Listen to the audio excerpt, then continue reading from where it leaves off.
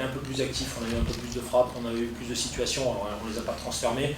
On avait un contrôle pas trop mauvais de l'ensemble du terrain, alors il n'y avait pas un tempo incroyable, mais c'est vrai que le contexte ne favorise pas un tempo de dingue. La deuxième mi-temps, oui, c'est une copie de ce qu'on a vécu à Pau, avec le problème du vent qui, malgré tout, conditionne finalement le type de jeu et on n'est pas forcément à l'aise dans ce registre-là. Mais au niveau mentalité et certainement un peu réussite, ce match peut y ressembler. C'est la réussite des champions, vous pensez? Je sais pas, j'espère, mais après, c'est encore une fois, le niveau d'énergie est très haut, les garçons ne trichent pas et au final, la réussite leur sourit. Et on essaie d'en profiter le plus longtemps possible. On ne vous sent pas trop satisfait, non? Vous avez gagné 29 matchs sans défaite et vous n'avez pas le sourire. Je suis vraiment rincé de la deuxième mi-temps parce que c'est vrai que les nerfs dans ce genre de conditions, puis l'adversaire tape quand même 2 fois le cadre du but. Il faut redescendre un petit peu, l'atterrissage il n'est pas simple, mais je suis hyper content. C'est incroyable ce que les garçons arrivent à nous faire vivre comme aventure et on rêve au travers de leurs prestations. Donc voilà, les statistiques sont affolantes. Je pense qu'on fait un très bon job ce soir face à une équipe qui a beaucoup de talent, qui je pense va s'en sortir.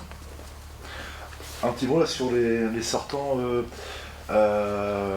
Quentin, Jamal. On est forcé à faire des changements. Je veux vraiment souligner l'abnégation, surtout Jamal.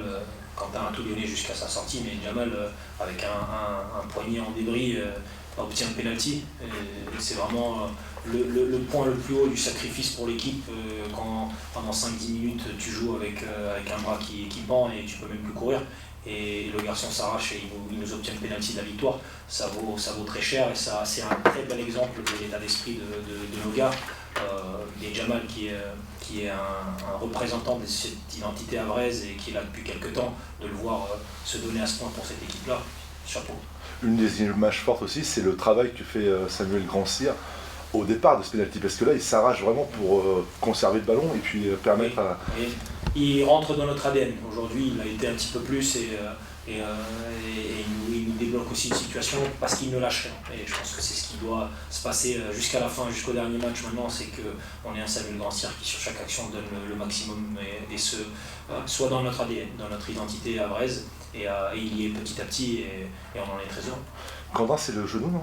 Le genou, ça ne semble pas extrêmement grave, mais encore une fois, c'est dur au niveau stratégique de devoir changer complètement, enfin de changer souvent les plans, d'avoir un temps de changement de moins. On l'a un petit peu payé sur la deuxième mi-temps aussi, parce qu'on est obligé de tarder un petit peu plus sur la dernière phase de changement.